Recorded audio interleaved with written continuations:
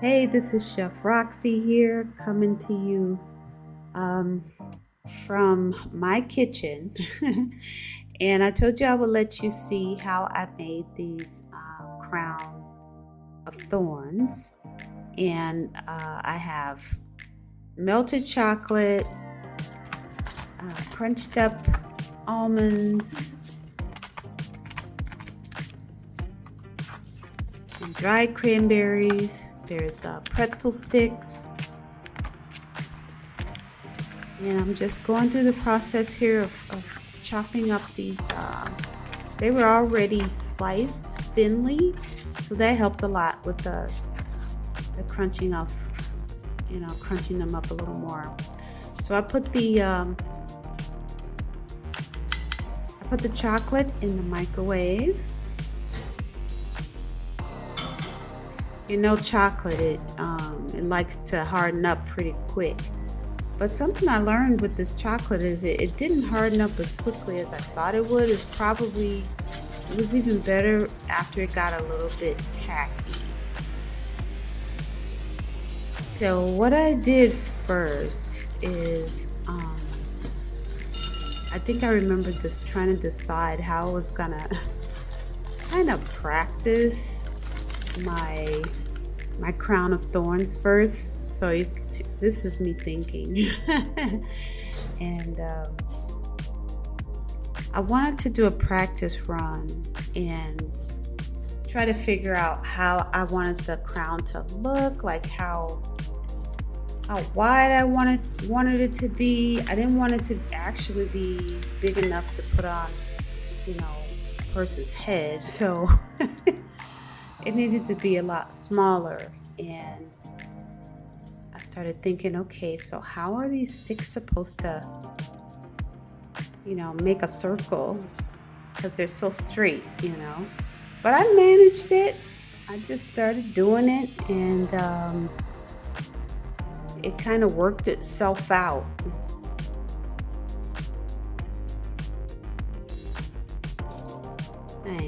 I think the one that I actually did with the chocolate, I had a few more sticks on there than my practice run, but that was all I needed for that.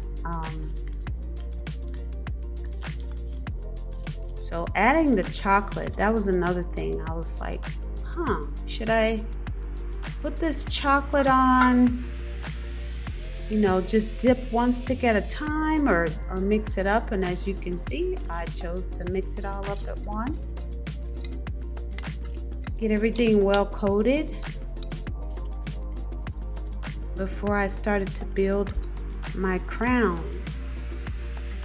which we know is not really a crown at all, but here we go.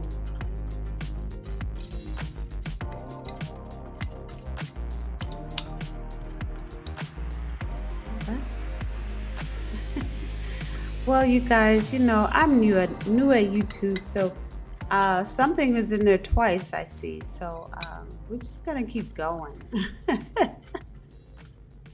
Or I might have to cut that out of there.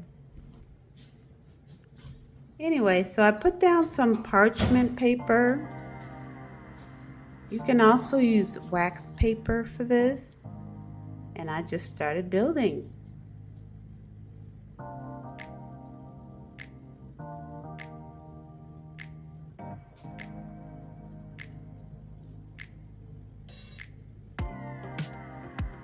There's no right or wrong way. Well, I'm sure there could be a wrong way to do it, because then if you don't put the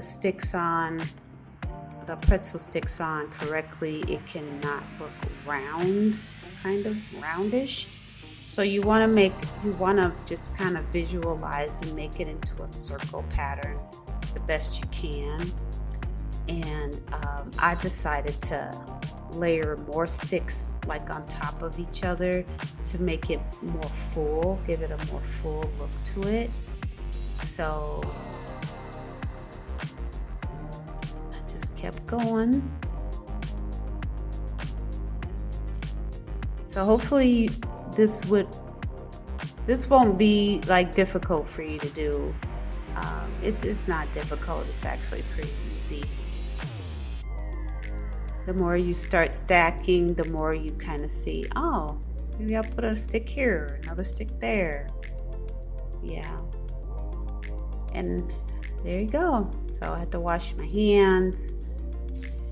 Wash my hands a lot in the kitchen. So I started adding my dried cranberries, which in my short, you saw me chopping those up. I don't think it would be a good idea to put, whole dried cranberries on there without chopping them up first. I mean, it's up to you. If you wanted to do that, you could. But I think it was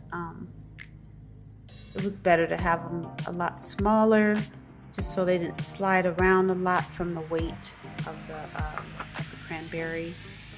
And then adding my crushed almonds.